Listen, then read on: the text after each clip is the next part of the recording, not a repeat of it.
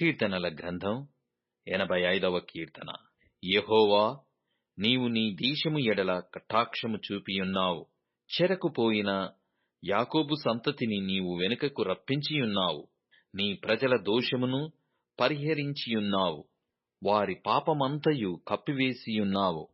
నీ ఉగ్రత అంతయు మానివేసియున్నావు. నీ కోపాగ్నిని చల్లార్చుకొనియున్నావు.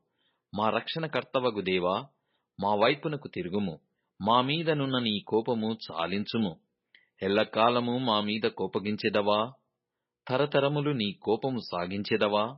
నీ ప్రజలు నీ యందు సంతోషించునట్లు నీవు మరలా మమ్మును బ్రతికింపవా? యెహోవా, నీ కృప మాకు కనపరచుము. నీ రక్షణ మాకు దయచేయుము. దేవుడైన యెహోవా సెలవిచ్చు మాటను నేను చెవిని బెట్టెదను.